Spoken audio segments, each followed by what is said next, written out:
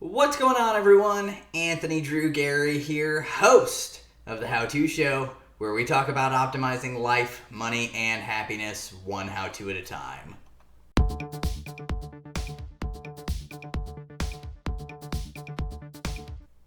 I'm going to get a little controversial on this episode of the show, because this is all about optimizing life and money, but it might be a little bit of an unorthodox way of doing things.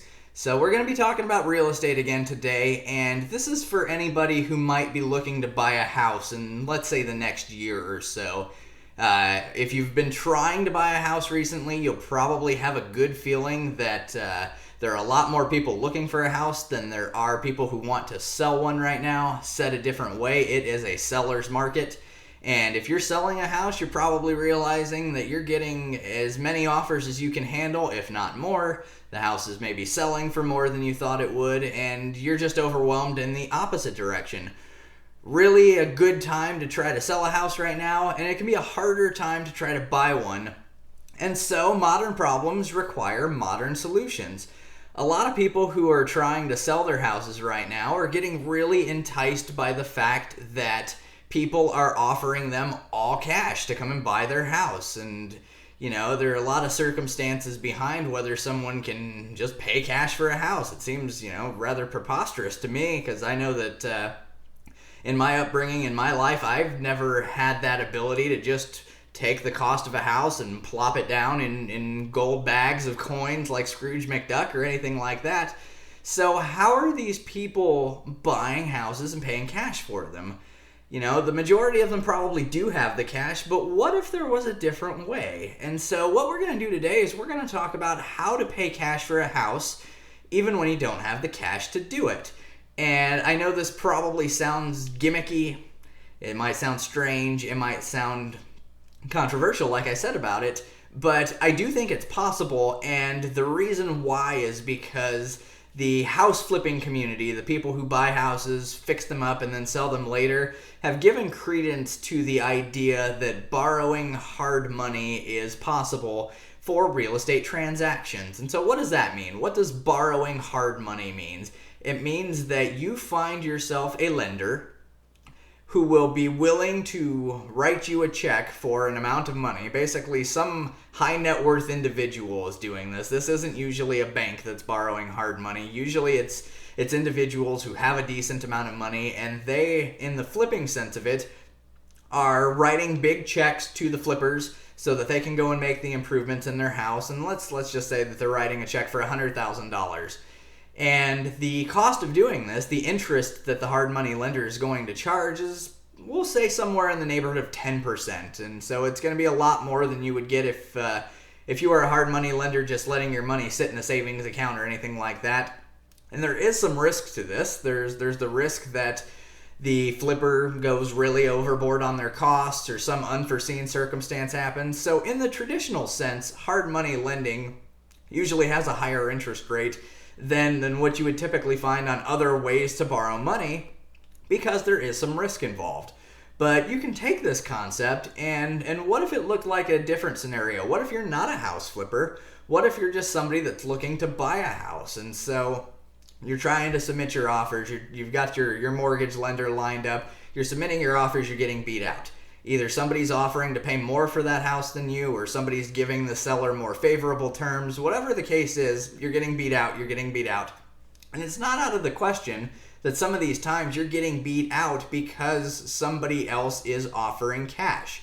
And when you offer cash in a real estate transaction, it takes the timeline between the offer being accepted and the offer being closed, and it substantially compresses it. What it does is it allows somebody to really close on the house and get the transaction done a lot faster. And so that's really an opportunity to be desirable to sellers if you're a buyer. And so to play this out practically, what does it look like? You're going after a $200,000 house or what have you. You go and you find yourself a hard money lender to borrow you $200,000.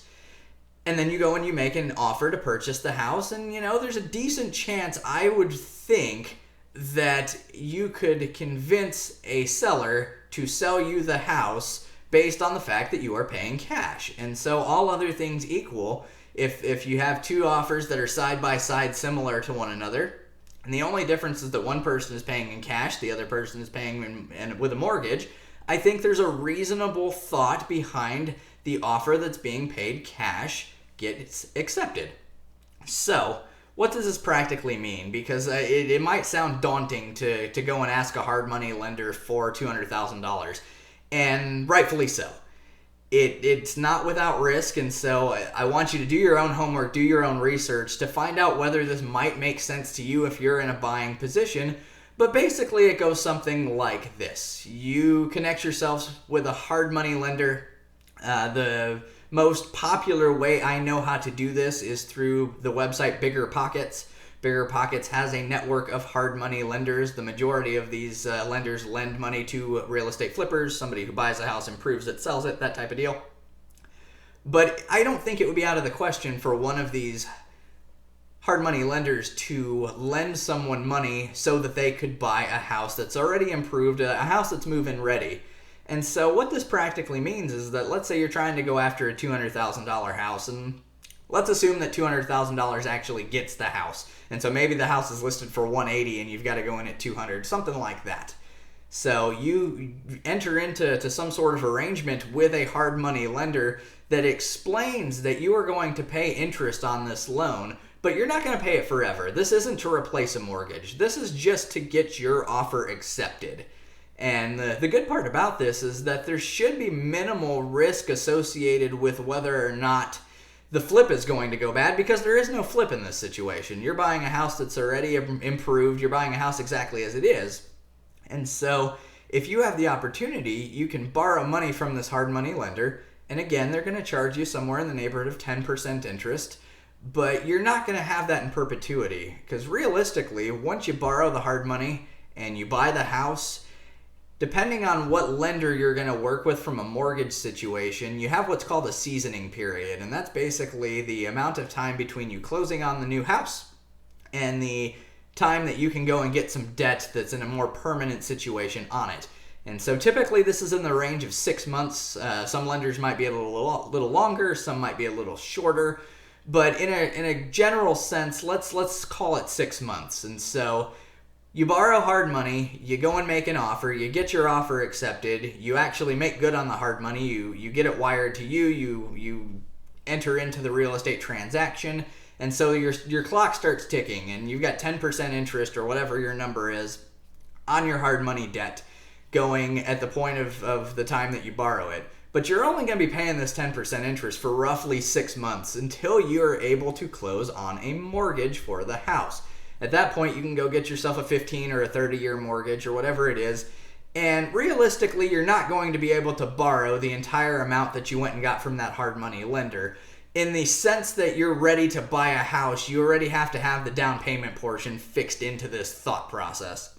And so when it comes down to it, you could hypothetically borrow less than the entire amount that you need to buy the house if you've got a down payment, so that the amount that you borrow from the hard money lender and the amount that you borrow from the mortgage is the same. You can do it that way. And basically what this does is the mortgage allows you to pay off the hard money lender, and so the 10% interest or whatever you're being charged only runs for maybe 6, 7, 8 months at the long end of it. And so yes, it does mean that for those 6 months you're paying a 10% interest rate when mortgage rates are somewhere around 3%, maybe a little better, a little worse. And so there's a cost of doing business here of the difference between the two interest rates over that first half a year. But this could very well be the difference between you getting your offer to buy a house accepted or passed over in the first place. And so once again, modern problems require modern solutions. I wouldn't have even thought to make a video about this 3, 4, 5 years ago because it just wasn't as prevalent. But in this sort of competitive marketplace, when people all around you are trying to buy houses and there are way more people trying to buy them than sell them, sometimes you have to get creative in order to stand out. And I think a good opportunity for that would be the hard money cash offer approach. So check out the BiggerPockets directory for hard money lenders if this is something interesting to you, and go at this from an understanding that you need to be doing your homework on this. This is a different process than just going through the typical lender, and so you want to make sure that you understand what you're getting yourself into. I am not a hard money lender, nor am I a mortgage person. I am just a guy spitting out ideas here as to maybe it can help you find a house. So do your homework, do your research, and find out if going the hard money route might make sense to you.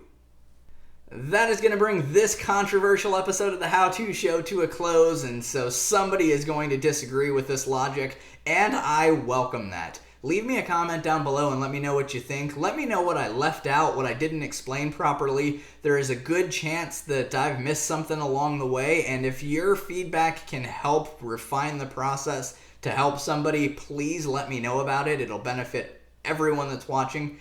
And if there is anybody that you know of that might get benefit from this video, send it to them. Let them watch it. See if it makes sense to them. And if you got any benefit from this video yourself, smash the like button for the YouTube algorithm to let people know that this is a video worth watching. If you've got any future topics or ideas for the show, leave me a comment down below for that as well. And again, check out the BiggerPockets directory of hard money lenders and just talk to somebody. See if it makes sense for you. Until next time, this is Anthony Drew Gary, host of The How To Show, signing off.